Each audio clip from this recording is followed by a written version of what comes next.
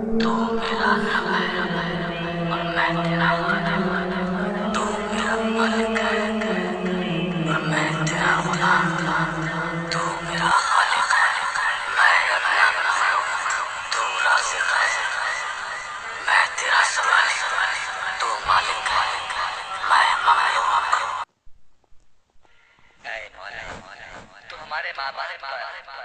ہمارے بہن بھائیوں پر، ہمارے رشتہ دار، ہمارے دوستوں پر اور پوری امت مسلمہ پر رحم فرما، کرم فرما۔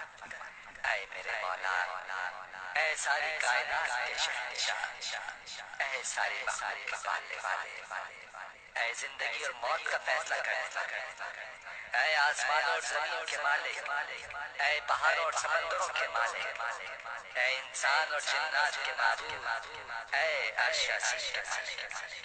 اے فرشتوں